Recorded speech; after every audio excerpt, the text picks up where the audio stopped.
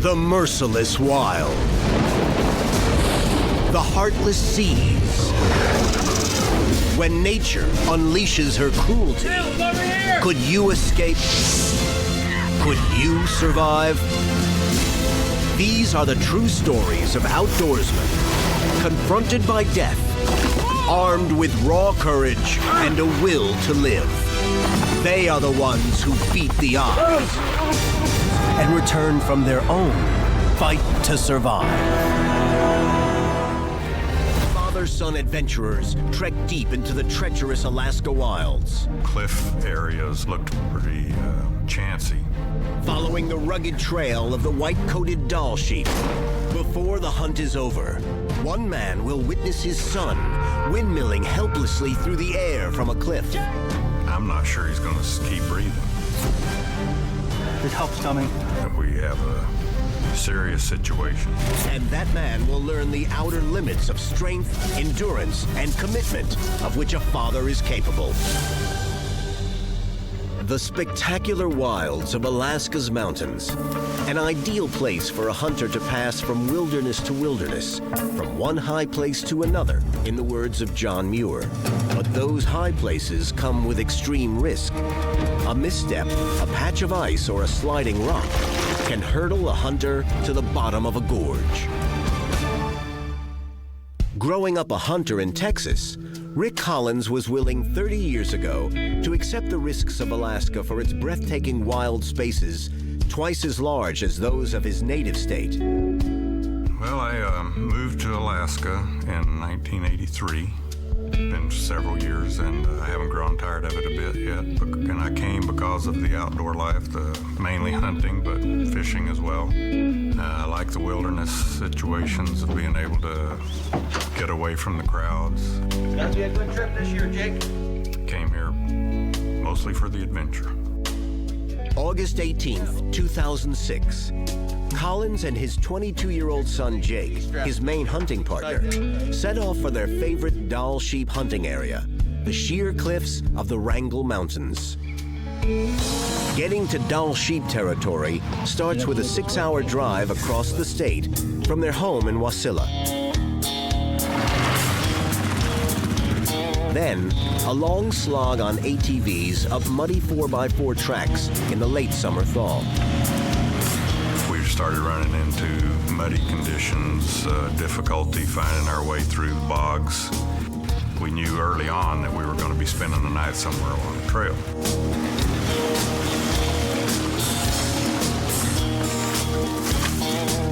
That ought to do, Jake. You got them covered up. When they have to leave their ATVs, they conceal them to prevent bears from destroying them.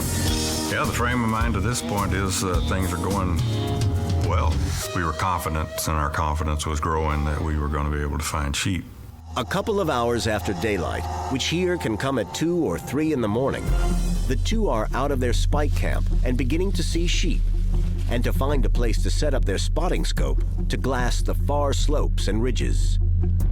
Oh yeah, there's one. We did convince ourselves that there were some legal rams in the group, although fairly high up the mountain. The two spot sheep, but not the trophies they're hoping for. But young Jake is ready to settle for something that at least qualifies as a legal ram and wants to strike out after one. And Collins reasons that he might as well. So I said, well, it's getting late enough in the day now that where those sheep were, I'm sure I can't make it up there and back by dark. So if you're wanting to go get one of those sheep, I'll stay behind down here by the creek and just monitor you through the spotting scope as you go up. Collins glasses son Jake with his spotting scope as the young man makes the steep climb to get in range of sheep. Collins is confident in his son's abilities, but wants to keep him in sight just in case. And we can tell from the valley floor that the cliff areas along this bottom of this ridge, trying to get up out of the bowl, looked pretty substantial, pretty chancy, but of course, from that far away, no real clear indication of how steep they were. And then once he started the climb, I could tell from the way he was having to use both hands, make a few backtracks and try different routes going up, that it was a little more steep country than I had anticipated it was. So I could tell that was pretty tough stuff to get up through, and I was glad I wasn't having to get up through it. As Collins watches, Jake seems to have spotted something out of Collins's line of sight, and it looks like he might be moving into position for a shot. I saw him stop. I saw him look over that direction, and I couldn't see any animals over there, but then he started making his way over to that edge of the ridge, and then I saw him getting his gun ready, so I figured there were obviously some sheep over there that looked more attractive to him than the ones we'd seen before, and then eventually he took a shot. When he shot, I saw a sheep appear falling off further to the left across that gorge, and so I knew he had gotten a sheep. I saw him stand up and hold his arms over his head like, yeah, he got one. Woo! I got it! It's been a successful hunt for Jake, but the full celebration will have to wait until he finds a way down to the ram and then packs it out. Alaska's strict hunting regulations require that all edible meat must be retrieved from the field for human consumption. Then he started walking up and down the edge of this cliffs area from this ridge, looking for a way down. Collins grows uneasy as he watches his son trying to find a safe way down the treacherous chutes of the gorge to the sheep. Yeah, I started getting worried about it because I could see that there was no clear way down for him. I thought he might be considering doing something pretty drastic. And then I see him squat down and obviously take a posture like he's going to jump. So then I'm really getting worried. Then I see him turn around and face the mountain and grab the ledge.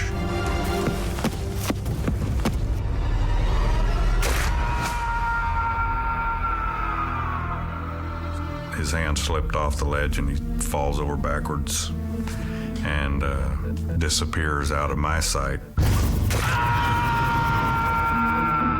The realization came rather sudden that we have a serious situation. I don't know how serious, but I have to get to him. Jake Collins has fallen, and now his father must draw on a lifetime of outdoor experience and the sheer power of his will to save his son. Hunting on their own, deep in Alaska's Wrangel Mountains, Father Rick Collins has watched his son Jake hurtle off a cliff into a gorge. Now, Rick Collins must find a way to rein in his horror and concentrate on his son. Collins pulls himself together. With 3 hours to nightfall, he has to pack up rescue supplies and climb up to learn his son's fate. I know it's going to take me a while to get to there. I haven't seen him. I have only my imagination to think about what condition he's in. Don't know if he's got broken legs, broken arms, if he's conscious, if he's not, if he's bleeding, if he's not. No way to know. Just grabbed what I could and started that direction. Collins is beyond the range of any cell signal. He has no satellite phone or radio to call out on. A more serious hindrance is his age, as he has to drive his 53-year-old legs to carry him up the slopes at top speed. About every 15 to 30 minutes, I'd have to stop for a rest, and every time I stopped, I'd just start yelling, Jake, I'm headed up there, just in case he was in a position where he could hear me. The terrain grows only more steep and rugged, but the most difficult and ominous part is the silence. Collins receives no answers to his repeated shouts to his son.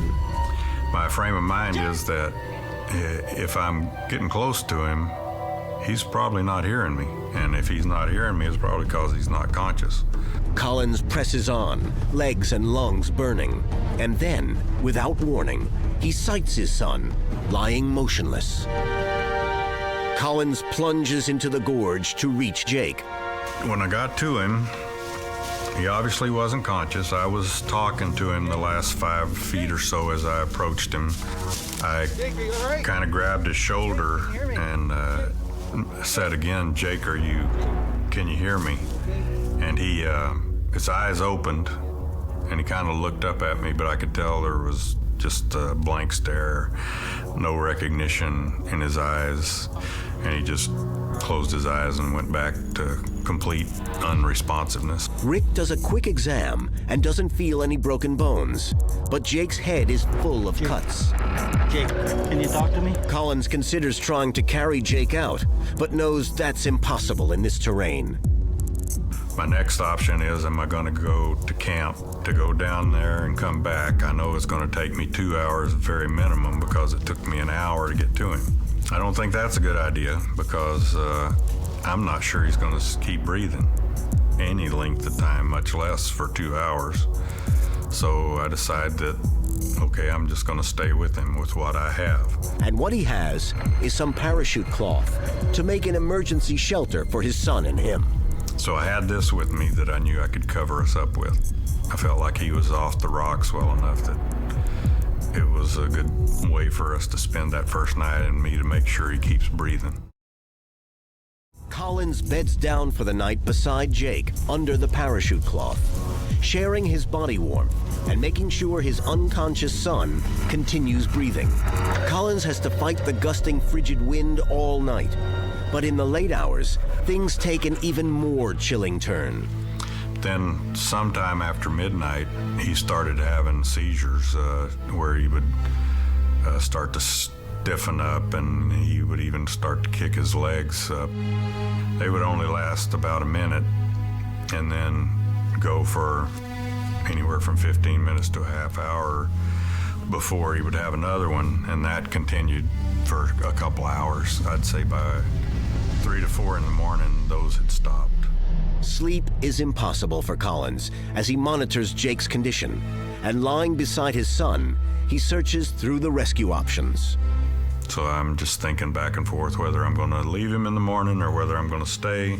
To some point when I know I have to leave, he hadn't stopped breathing throughout the night, so that's further confirming to me that as soon as it gets daylight, I'm going to need to cover him up as best I can and go find help, because nobody's going to find us where we are. Rick builds a rock wall to protect Jake from tumbling debris and covers his eyes to shield against scavenger birds. Collins has done all he can. Now he must abandon his son, even if only temporarily, Jake, I'm gonna go if get Jake's help. life is to be saved.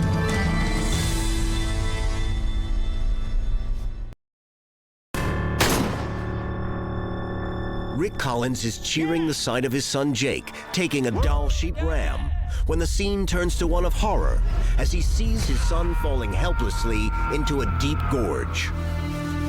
Having stayed with an unconscious Jake through the chill Alaska night, as the injured boy suffers seizures, Collins makes the agonizing decision to leave his son in order to go for help. Yeah, as you imagine, it's a major decision for me to actually turn my back on him and start to walk away. That was a very difficult thing to do. I knew that was the right thing to do. I was convinced that I had to leave him, but it took me, I think, 3 tries of actually turning around before I actually made myself keep walking away from him. Rick Collins doesn't have time to look back at Jake.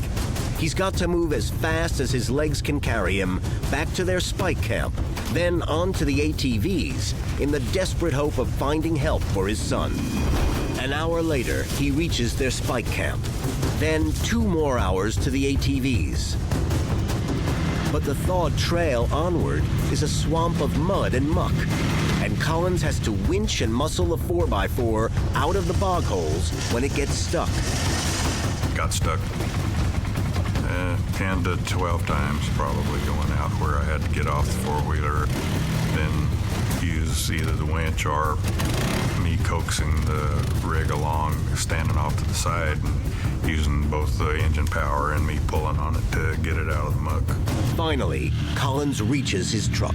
He has a choice of a short trip to an isolated ranger station or a longer ride to an area he remembers seeing rental cabins. And I decided to take the chance and go with what I was relatively sure there's going to be some form of communication at a lodge.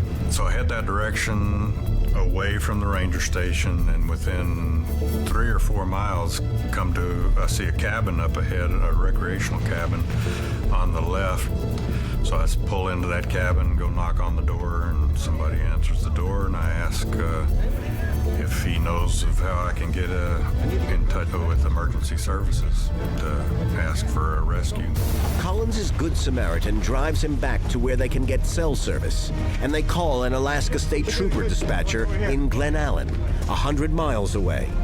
The dispatcher puts through a swift chain of calls, and a rescue helicopter is in the air from the coolest National Guard Air Force Base in Anchorage. For more than 24 hours, Jake Collins has lain unconscious after hurtling off a cliff. Now, his father boards the rescue chopper, wondering if they will find his son again before it's too late. For more than 30 grueling hours, Rick Collins has traveled muddy trails in search of help for his unconscious son. Now the rescue has gone tactical as they chopper back in high winds to try to locate the gorge in which the fallen Jake Collins lies. They gave me a handheld laser light and asked me to point towards the gorge I recognized as the one Jake was in. The terrain around Jake is too tough for a cable rescue. So Rick Collins and the two-man rescue team must bail out of the helicopter and reach Jake on foot. So they decided then that the two parajumpers and myself were going to have to get out of the helicopter and hike back to where he was, and then carry him out to a location where he could be retrieved by the cable hoist. Collins worries that a critical hour has now been added to the rescue effort for his son.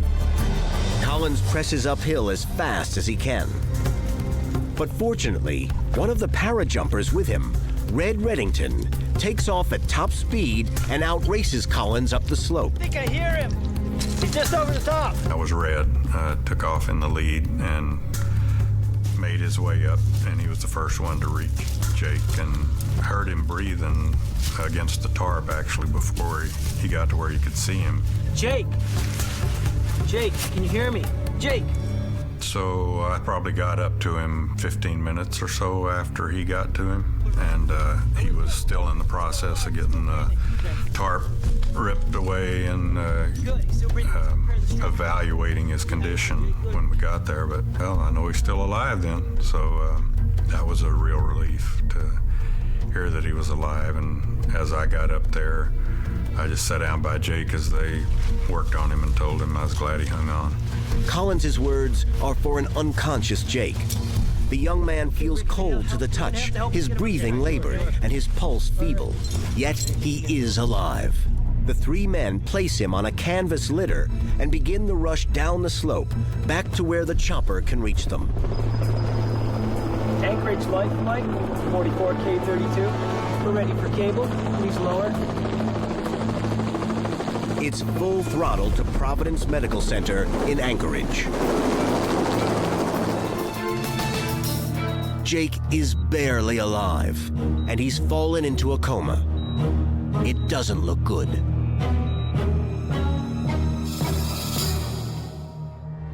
But then, 20 days after Jake Collins' fall, a miracle. He wakes up, opens his eyes, and speaks two words: hello and mom. I didn't know I was in the hospital. I didn't know where I was. And I guess I don't know if it was normal or expected, but my senses seem to not be capable of being alert all at the same time. I have a few spotty memories. I can't see anything, but I can hear people talking to me. So I don't know if my eyes were closed. Maybe my vision sense just wasn't working yet. I don't know. I had a traumatic brain injury from the accident, and the part of my brain that was most affected was not what I refer to as the academic side of my brain. It was the motor part of my brain. I couldn't stand, I couldn't communicate very well. It was like being a baby all over again. I was completely helpless. I had to relearn all the functions of being a self-sustaining individual. Doctors tell Jake a full recovery will take more than 10 years. But it's now just 6 years later. He's married with a family and is a teacher in his home of Wasilla, Alaska. He remembers little about the incident. Jake continues to hunt, and he and his dad have returned to the scene of the accident. The excuse for me to want to go back was to find my rifle, but I really wanted to go back just because I felt like I had not completed that hunting trip. That was a lot of emotional healing for me and my father. Being back in the same spot, for me, being able to recapture exactly where it was, because my memories of that location weren't great. I got pretty emotional about going back to the spot. It brought back unpleasant memories for sure for me to be there, but at the same time, I think it was good for Jake to see the spot, kind of to bring a closure to it, to say this is something that happened, the events passed, and I'm moving on with my life, things are getting better. Jake Collins well knows he owes his life to his father. I think my reaction to my dad is gratitude.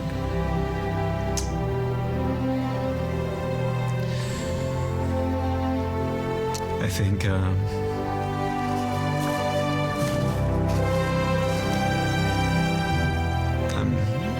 grateful to my dad that I'm here, and grateful to my family that for all the support that they gave me for me to have the quality of life that I do now.